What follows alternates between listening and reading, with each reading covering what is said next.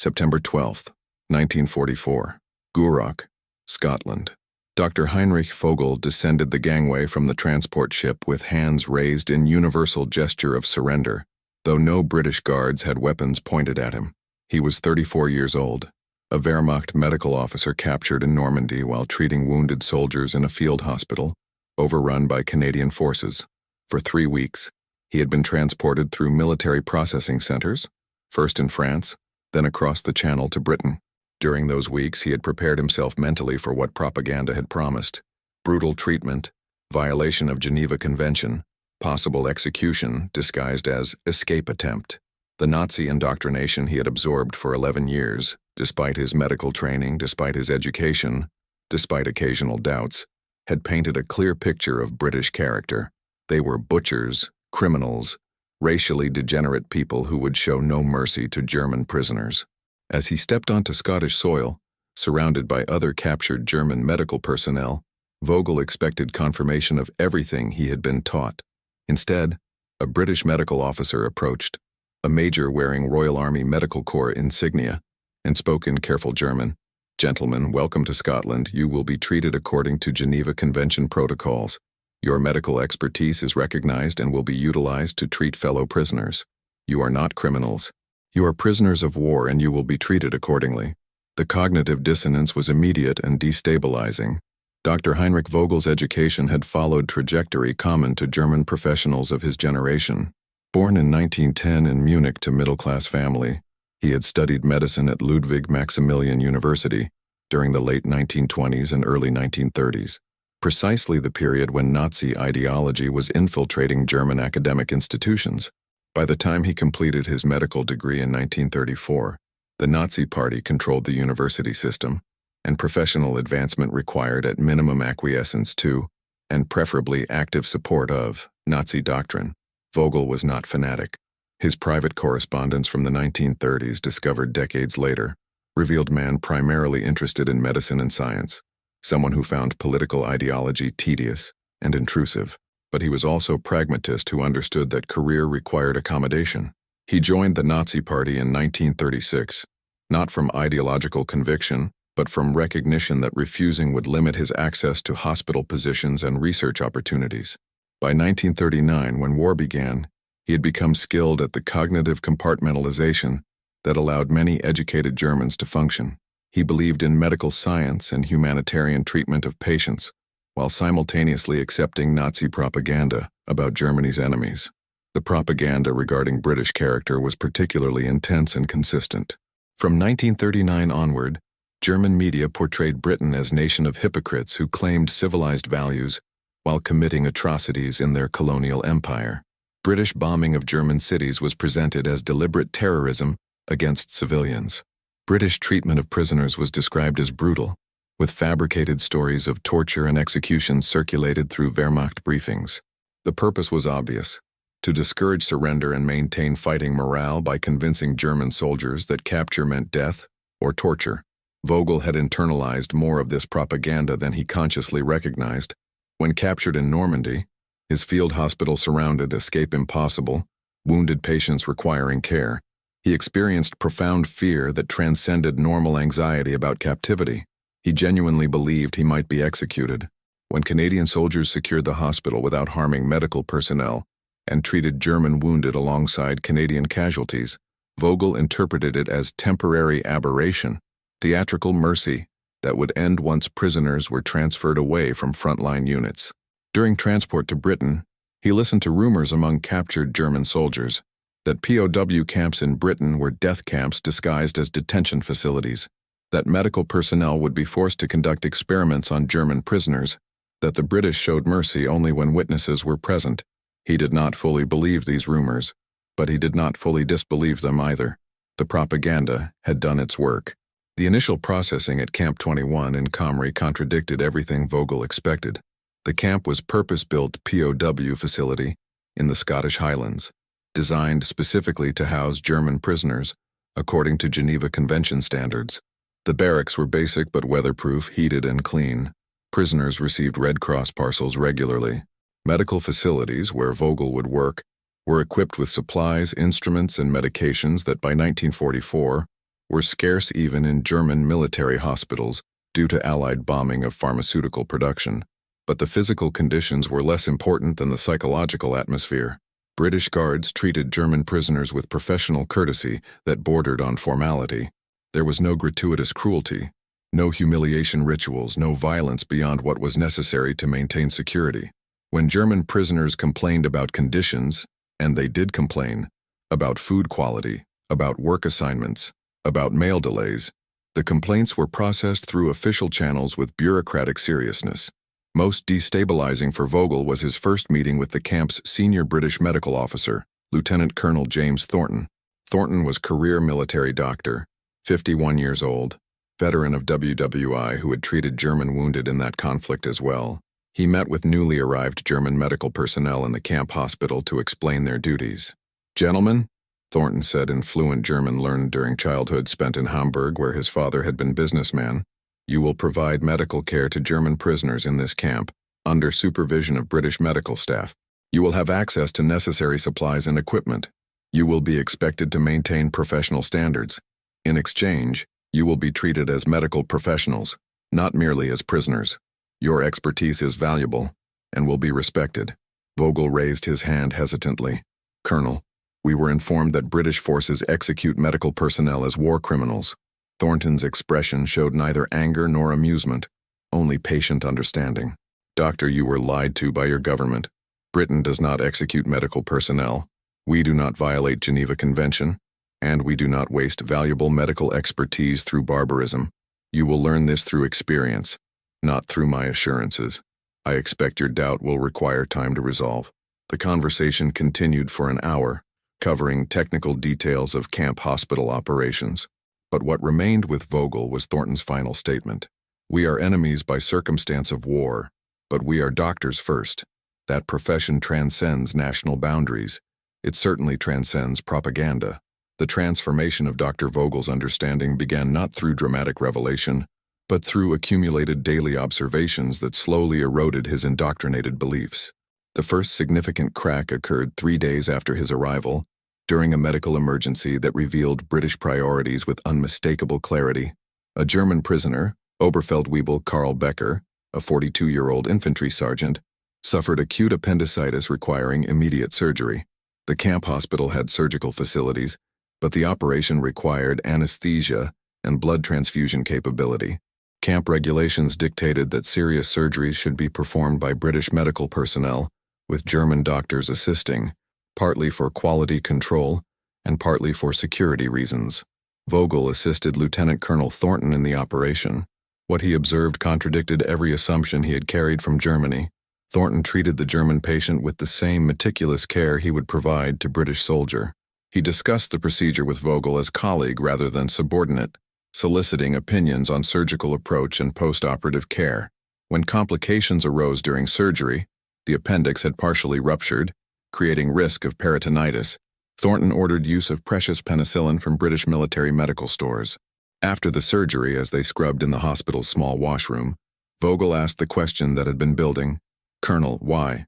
That penicillin could have been reserved for British wounded. Becker is merely a prisoner, a sergeant of no strategic importance. Why provide him with treatment that some British soldiers cannot access?" Thornton dried his hands methodically before responding. "Dr. Vogel, I'm going to answer your question with uncomfortable truth. We provide proper medical care to prisoners not primarily from humanitarian compassion, though that exists, but from 3 practical calculations. First, Geneva Convention compliance is reciprocal. How we treat German prisoners influences how Germany treats British prisoners. Second, disease in prison camps spreads regardless of nationality, and epidemic among prisoners threatens our own personnel. Third, and most importantly, we demonstrate to German prisoners that everything your propaganda told you about British barbarism was a lie. When you return to Germany after the war, and you will return, you will remember that British doctors treated German patients with professional ethics. That memory undermines Nazi ideology more effectively than any propaganda we could produce. The cynicism of the practical calculations somehow made them more credible than pure humanitarian claims would have been. Vogel was beginning to understand that British respect for prisoners derived not from weakness or sentimentality, but from calculated strategic interest combined with genuine professional standards. The weeks following Becker's surgery created profound cognitive dissonance for Vogel and the other German medical personnel. They existed in strange liminal space between their indoctrinated expectations and the reality of their treatment. Some prisoners resolved this dissonance by doubling down on Nazi ideology, interpreting British decency as weakness or elaborate deception. Others experienced complete ideological collapse, becoming almost obsequiously pro-British in an attempt to distance themselves from Nazi identity. Vogel found himself in a third category, the genuinely confused. He began keeping a clandestine journal, written in medical shorthand and hidden among patient records, where he documented observations and attempted to reconcile conflicting beliefs. One entry from October 1944 captured his psychological state. I observe that British guards treat German prisoners with more courtesy than I witnessed SS treating German civilians in Munich. I observe that British medical supplies are shared with enemy prisoners when German military hospitals lack basic medications. I observe that complaints from prisoners receive bureaucratic consideration rather than punishment. Either the propaganda was completely false or this treatment is elaborate theater designed to extract intelligence or break morale. I cannot determine which explanation is correct. My education taught me to think scientifically, to observe evidence and draw conclusions. But the evidence contradicts everything I was taught about British character. Am I observing reality? Or am I being deceived? The psychological tension manifested in physical symptoms. Vogel developed insomnia, digestive problems, and anxiety that he recognized professionally as stress-related but could not effectively manage. Other German doctors exhibited similar symptoms.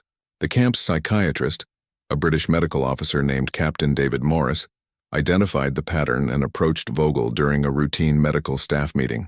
Dr. Vogel, you and your colleagues are experiencing what we might call ideological trauma, the psychological distress that occurs when core beliefs are contradicted by undeniable evidence.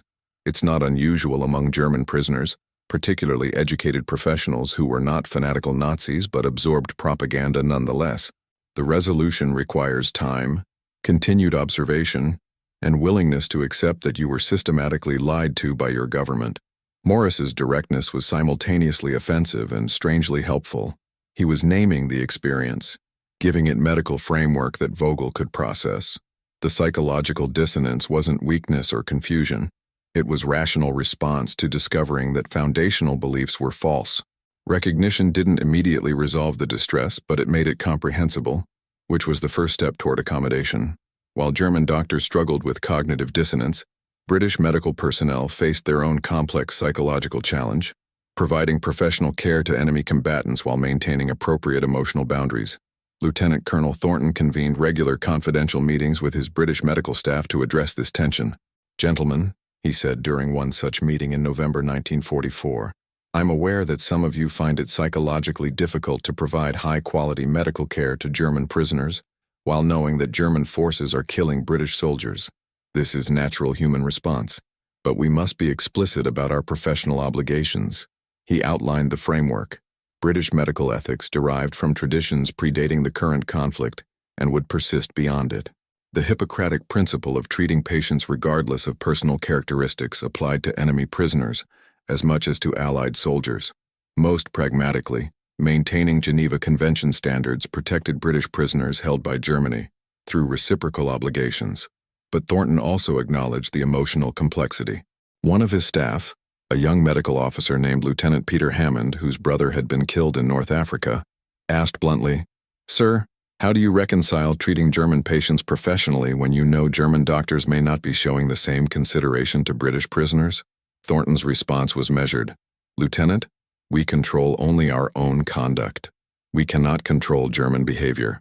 But I will tell you what we can control. We can demonstrate that British values are not merely propaganda claims, but actual principles we maintain even when inconvenient. Every German prisoner who receives proper medical care and returns to Germany after the war becomes a witness to the fact that British barbarism was Nazi lie. That testimony is worth more than any propaganda broadcast." The British medical staff also observed the psychological transformation occurring among German medical personnel. Captain Morris, the psychiatrist, documented the process in clinical reports that later became foundational texts in understanding ideological deprogramming. He noted that education and professional identity created vulnerability to cognitive dissonance, German doctors who had been trained in scientific methodology could not indefinitely deny observed reality. The fanatics, Morris wrote in one report, are immune to evidence because ideology is their primary identity. But professionals whose primary identity is their expertise, medicine, engineering, science, experience profound crisis when ideology contradicts professional reality. This crisis, properly managed, can lead to genuine ideological transformation rather than mere compliance or temporary accommodation. The British approach to German POW medical personnel was thus simultaneously humanitarian, strategic, and an experiment in psychological transformation that would inform post-war denazification programs. By December 1944, Dr. Vogel had progressed beyond confusion to something more painful, moral reckoning with his own complicity in the Nazi regime. The catalyst was a conversation with a fellow German prisoner, Dr. Martin Steinberg, a Jewish physician who had survived by concealing his background and obtaining false Aryan documentation before the war. Steinberg revealed his identity to Vogel during a late-night shift in the camp hospital, where they were monitoring a patient recovering from surgery. "I need to tell you something," Steinberg said quietly. "My real name is Martin Steinberg. I am Jewish. I practiced medicine in Berlin until 1935, when Jews were expelled from medical profession. I obtained false papers and joined the Wehrmacht Medical Corps under an assumed identity because the alternative was deportation to labor camp or worse." Vogel was stunned. "You risked execution by serving in the Wehrmacht?" "I risked execution by existing," Steinberg replied. "At least in the Wehrmacht I could practice medicine and help people, and I had faint hope that if captured by Western allies, I might survive the war. Under Nazi rule, survival was impossible." The conversation that followed forced Vogel to confront uncomfortable questions about his own choices. Steinberg described the systematic persecution of Jewish professionals, the propaganda that depicted Jews as subhuman, the gradual normalization of atrocity. "You knew," Steinberg said without accusation. "Perhaps you didn't know the full extent, but you knew enough. All of you knew enough. You chose not to see." Vogel wanted to defend himself, to explain that he had been apolitical, that he had just wanted to practice medicine, that he had never personally harmed anyone, but the words felt hollow. He had joined the Nazi Party. He had served the Wehrmacht. He had absorbed propaganda that dehumanized Germany's enemies, and he had done so not from coercion or from lack of information, but from career convenience and willful blindness. "What do I do with this knowledge?" Vogel asked. "How do I reconcile that I served a regime that would have murdered you simply for existing?" Steinberg's response was unexpected. "You start by acknowledging it. Then you decide what kind of doctor, what kind of man, you want to be after the war. The British are showing you that another way of existing is possible. The question is whether you have the courage to truly see it and internalize it, or whether you will return to Germany and rebuild the comfortable blindness that allowed atrocity."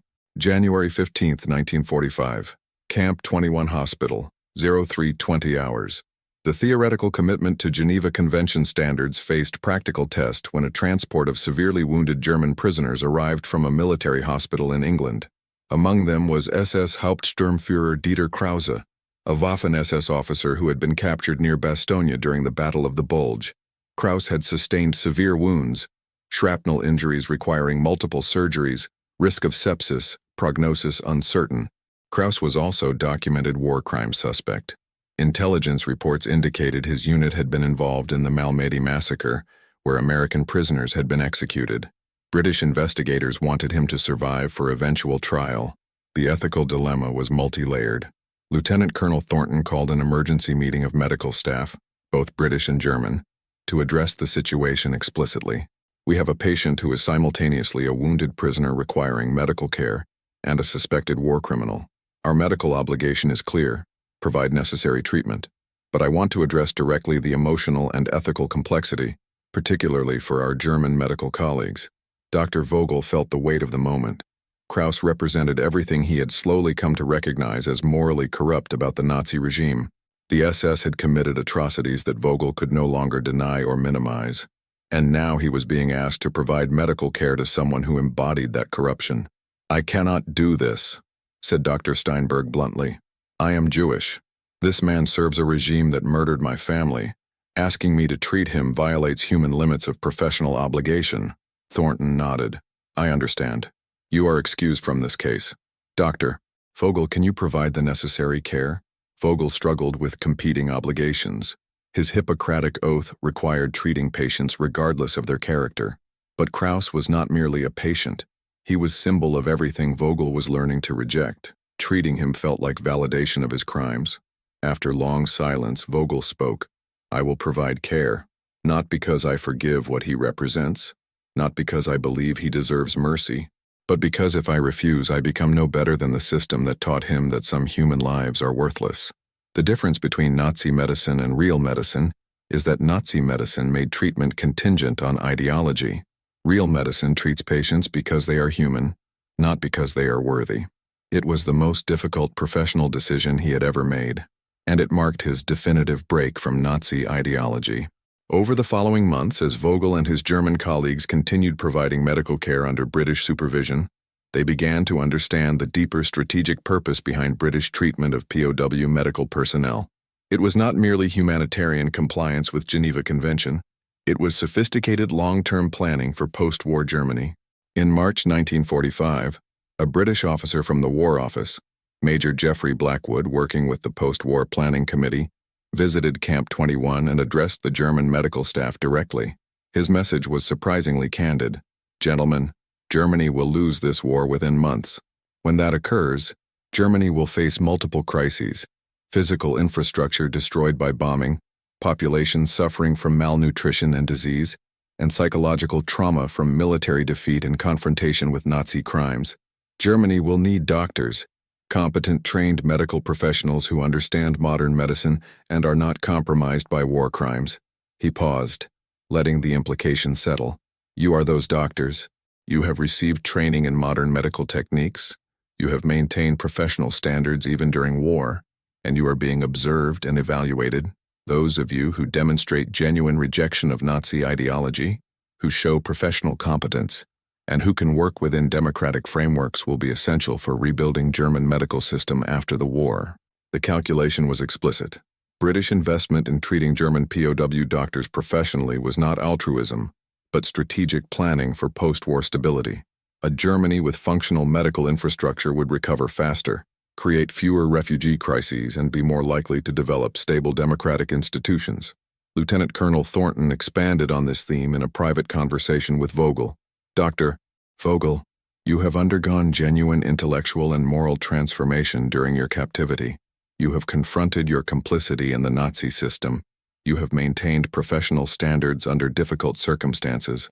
After the war, Germany will need people like you, people who learned from their mistakes, who understand the difference between propaganda and reality, who can help rebuild a medical system based on actual science, rather than racial ideology.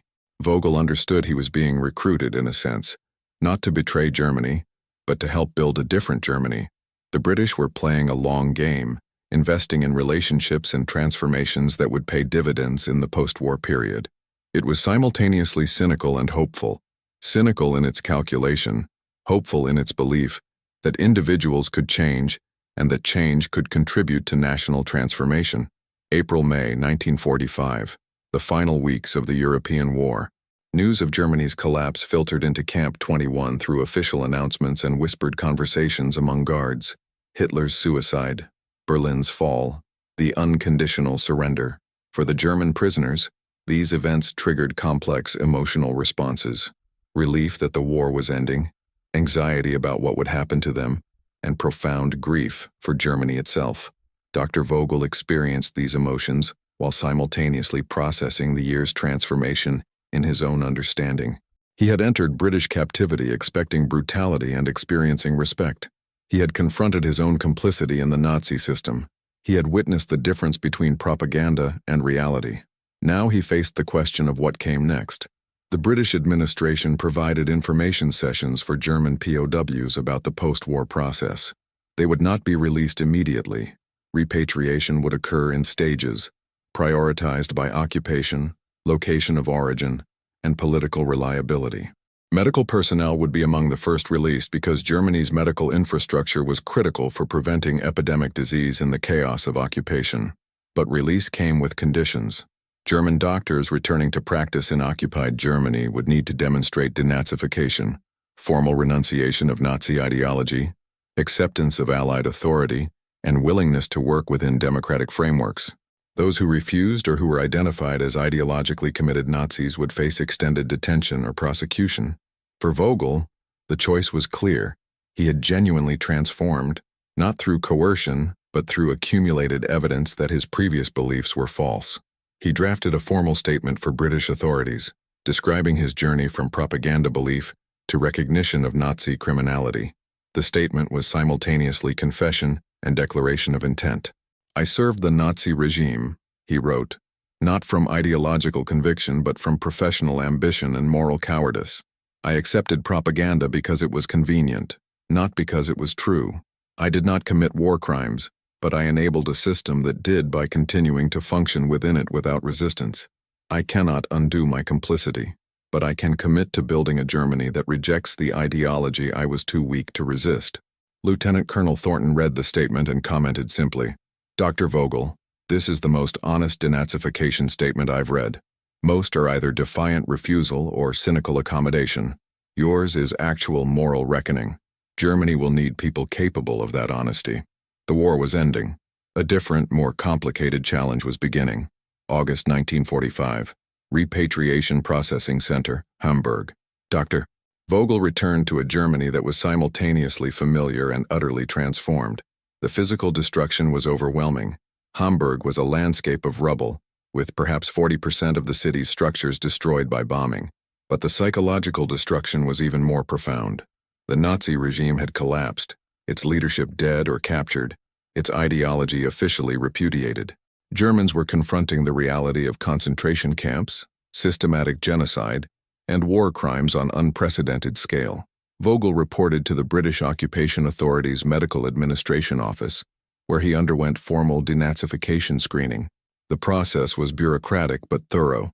Examination of his Nazi Party membership, his military service record, witness statements from British medical personnel who had supervised him at Camp 21, and psychological evaluation to assess genuineness of his ideological transformation. The interviewing officer, a British major named Douglas Wilmot, was direct. "Dr. Vogel, your record shows Nazi Party membership from 1936, Wehrmacht service from 1939 to 1944, and no documented resistance activities. Under standard denazification protocols, this would categorize you as minder belastet, lesser offender, requiring supervision and potential professional restrictions. However, Lieutenant Colonel Thornton has provided extraordinary testimony on your behalf, describing genuine ideological transformation during captivity. I'm inclined to accept his assessment, but I need to understand what changed." Vogel responded with the honesty that Thornton had recognized. "I was confronted with evidence that contradicted my beliefs. The British treated German prisoners with professional respect that I had been taught was impossible from racially inferior people. I worked alongside a Jewish doctor who had risked execution to practice medicine under the Nazi regime, which forced me to confront what that regime actually was. I cannot claim I resisted. I didn't. But I can claim I learned. Whether that is sufficient redemption is not for me to determine." Wilmot approved his license to practice medicine in occupied Germany, with notation that he would be monitored for 1 year. Vogel was assigned to a civilian hospital in Hamburg, treating German patients suffering from malnutrition, disease, and war injuries. The work was overwhelming and heartbreaking. He saw the consequences of the war he had supported through passive complicity, children with untreated wounds, elderly patients dying from preventable diseases, psychological trauma throughout the population. But he also saw opportunity to practice medicine according to the principles he had learned from British doctors: professional ethics transcending ideology, treatment based on need rather than worthiness, respect for human dignity, regardless of nationality or character. 1952. University of Hamburg Medical School. 7 years after the war's end, Dr. Heinrich Vogel was appointed lecturer at the University of Hamburg Medical School, the same institution that had been thoroughly Nazified in the 1930s and was now being rebuilt according to democratic principles. His appointment was partially a result of his medical competence, but also recognition that Germany needed medical educators who had confronted Nazi ideology's corruption of medical ethics and could teach future doctors to avoid similar corruption. Vogel developed a required course for medical students titled Medical Ethics in Extremis. The syllabus addressed the Nazi medical experiments, euthanasia programs, and systematic violations of medical ethics during the Third Reich. But it also addressed his own experience as Wehrmacht medical officer, who had absorbed propaganda and served a criminal regime. On the first day of each academic year, he told his students about the mud incident, not the one at Stalag 9B, but his own moment of recognition in British captivity, when he realized everything he had believed about British barbarism was false. I was taught that British were butchers, he said. Instead, I discovered that British doctors treated enemy prisoners according to professional ethics that my own government had systematically violated.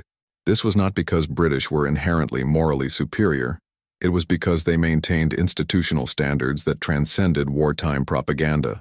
He showed students documentation from British POW camps, medical records demonstrating treatment protocols, correspondence with Red Cross, photographs of facilities.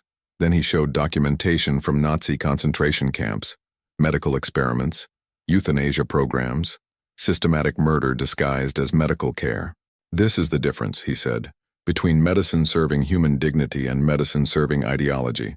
The choice every doctor faces is which tradition you will serve. The course was controversial.